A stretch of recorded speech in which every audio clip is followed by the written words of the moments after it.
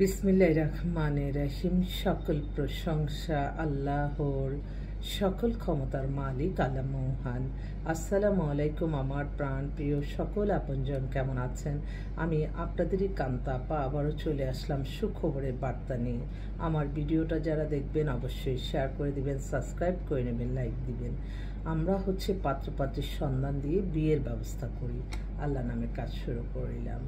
আমার আল্লাহর ঘরে সালাম দেওয়া পৌঁছে দিলাম। আমার প্রিয় নবীজি রওজা মুবারকে সালাম দেওয়া পৌঁছে দিলাম। হযরত শাহজালাল শাহপুরানে সালাম দেওয়া পৌঁছে দিলাম। আজমির শরীফে সালাম দেওয়া পৌঁছে দিলাম। সকলের আল্লাহ যাতে মনের আশা আল্লাহ পূরণ করে দেয়, সেই দোয়া আল্লাহর কাছে চাচ্ছে। আমি আল্লাহর কাছে হাজারো লক্ষ কোটি শুকরিয়া শুকরিয়া শুকরিয়া।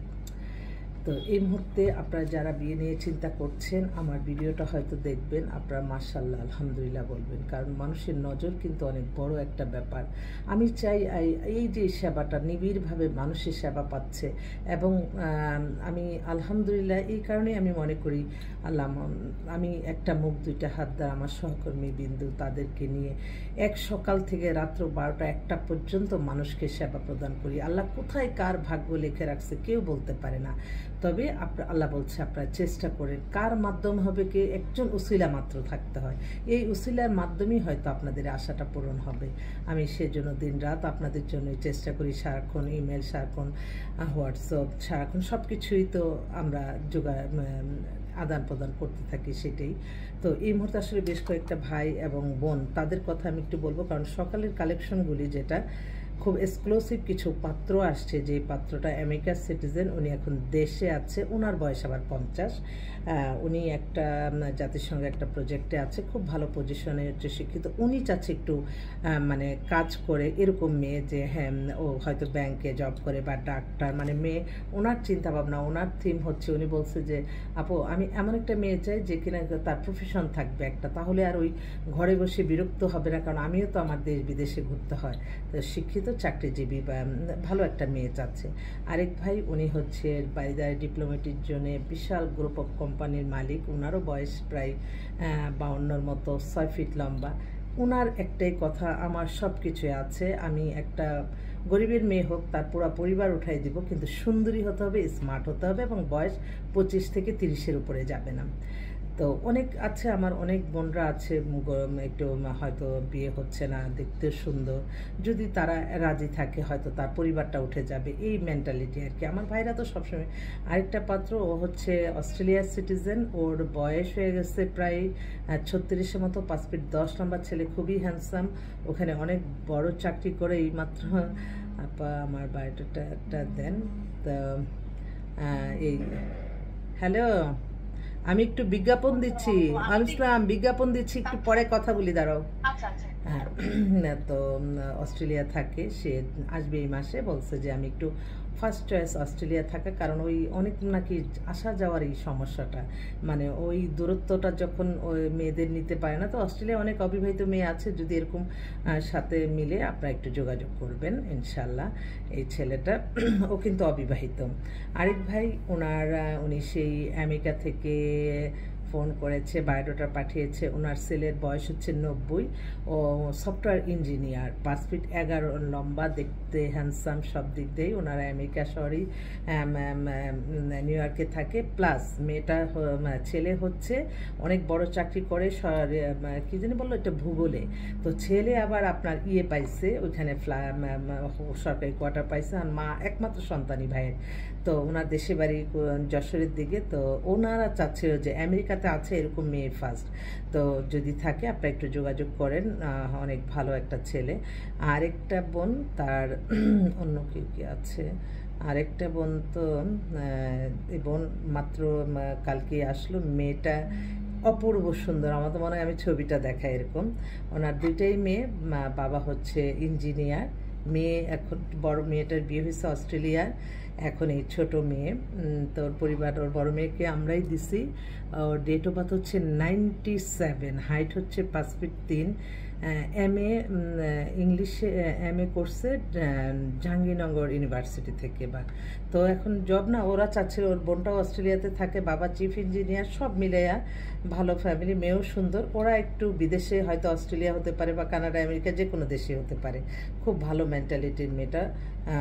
কালকে আমাদের কাছে এসে দেখে গেল। আরেক আপা আসছে, উনি ধানমন্ডিতে বাসা, ওনার মেয়ের নামে গুলশানে ফ্ল্যাট দিচ্ছে, ধানমন্ডিতে বাড়ি দিচ্ছে। মেয়ে হচ্ছে কম্পিউটার ইঞ্জিনিয়ার, স্কলাস্টিকার টিচার। ওর বয়স অবশ্য হয়ে গেছে 33-এর মতন। খোঁজাখুঁজি করতে করতে এখন বলে যে এত এত সম্পত্তি, এত কিছু মেনটেনের জন্য একটু প্রভাবশালী, হয়তো আর্মি অফিসার বা পুলিশ অফিসার হতে পারে, মানে BCS বা ম্যাজিস্ট্রেট হতে পারে, এরকম একটা পাত্র চাচ্ছেন।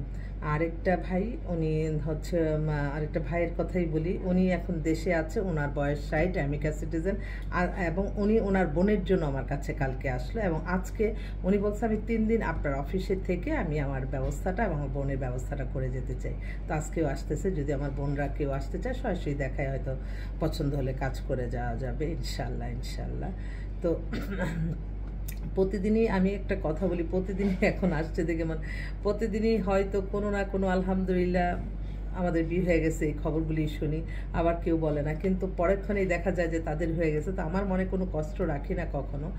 আমি মনে করি সকল প্রশংসাই আল্লাহর, আমরাও ছিলাম মাত্র। তবে হ্যাঁ, আপনাদের আমি এতটুকু বলবো যে আপনারা যারা হয়তো এই বিশেষ করে এই বিবাহ শাদীর ব্যাপারে আমরা যারা কাজ করি, তাদের অবশ্যই মনের ভিতর থাকতে হবে যে এটা আমাদের একটা পবিত্র কাজ, যেখানে হাদিসে লেখা আছে। অতএব এটা সম্পূর্ণ সততার সহিত করতে হবে এবং অতি মুনাফাকারী যাতে কেউ না হয়। আপনি আপনার কাজ করতে যে একটা মানুষকে, অনেকে আছে, আমি অবাক হয়ে যাই, মানে আমার সাথে হয়তো তার দেখা নেই, কিন্তু আমি আমার মাধ্যমে অনেকেই আসে, তো আমাদের অনেক যারা বাইরে কাজ করে মিডিয়ার, তারা, আমি জানতেছি যে আসলে তো এটা সমস্যা, কিন্তু তারা কিন্তু তাদেরকে কথা দিয়ে কিভাবে কনভিন্স করে তারা অতি মুনাফাকারি করে। যেমন আমার এখানে খরচ লাগতেছে 5,000 10,000, এই খরচটা আমি নিতে পারি, বাট আমি যদি অতি কিছু নেই, এটারও কিন্তু জবাবদিহিতা করতে হবে। মানুষকে কখনো প্যারাশানি করে একটা মানুষ, আমি তো নিজে বুঝি যে এত পরিশ্রম করে অনেক কষ্ট করে আর্ন করতে হয়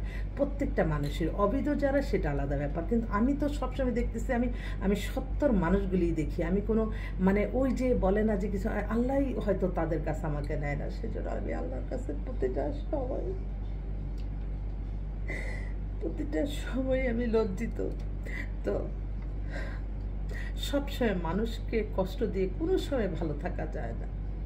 তো বিয়ে শাদী হয় অনেক, প্রতিদিনই কিন্তু আলহামদুলিল্লাহ করে, কিন্তু আমার মনে কোনো কষ্ট নাই। তবে হ্যাঁ, সবসময় মনে করতে হবে নিশ্চয়ই তাদের কোনো সমস্যা আছে বলেই হয়তো আমাকে কিছু দিতে পারেনি। আমি শুধু দোয়া করি আল্লাহ তাদেরকে ভালো রাখো, এর চেয়ে বেশি আর আমার কোনো কিছুই চাওয়া নাই।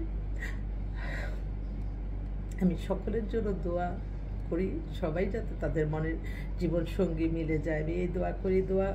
দোয়া করতে আমি সবচেয়ে বেশি পছন্দ করি, দোয়া করতে, দোয়া নিতে। আমি আজকে হঠাৎ করে মনে হচ্ছে, আচ্ছা এরকম কি কোনো গায়েবী মানুষ নাই যার এই যে এত কিছু দেখতেছি, এত অর্থবিত্ত? আমাকে যদি কেউ বলতো যে ঠিক আছে আপনাকে টিকিট দিলাম, আপনি আল্লাহর ঘরে যে আমাদের জন্য দোয়া করেন, আমি কি এগুলি গায়েবী সাহায্য আসতেও পারে? আমি তো অবাক হয়ে গেলাম। আজকে সকাল থেকে কোরআন শরীফ পড়তেছি, কালকে খুব প্যারাশানির মধ্যে 7:30 8টা বেজে গেছে, আমার স্টাফরা সবাই বসে আছে, মানে আল্লাহ যে কোথা থেকে কি করে, আমি তার লজ্জিত হয়ে যাই প্রতিটা সময় আমি আল্লাহর কাছে। সকালবেলা কোরআন শরীফ পড়তেছি যে আল্লাহ, মাদ্রাসা থেকে ফোন দিছে, ওদেরকে প্রতিদিনই 2-3 হাজার টাকা করে দিতে, ওদের খাওয়া দাওয়া করাইতে হয়। আমি যখন প্রবলেমে না পড়ি, আমি কোনোদিনও কাউকে বলি না। তবে হ্যাঁ, আপনারা সবাই মনে রাখবেন যে আপনার বিপদ আপদ কেটে যাবে আপনার দান দক্ষিণায়।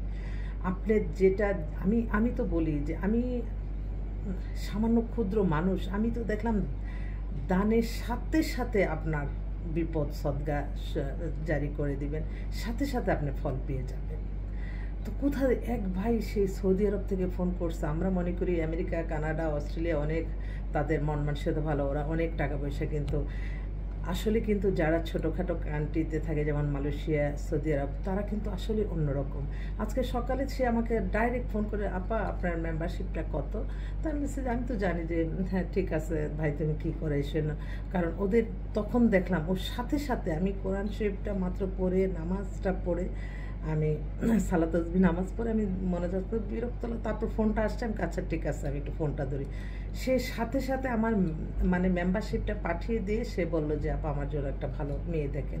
তো তার জন্য আমার অনেক অনেক দোয়া রইল, সে যাতে আল্লাহ তাকে অনেক ভালো রাখে, হায়াত রিজিক বাড়িয়ে দেয়। তার বয়স 35, সে ওখানে একটা ভালো চাকরি করে, খুব এমনি হ্যান্ডসাম।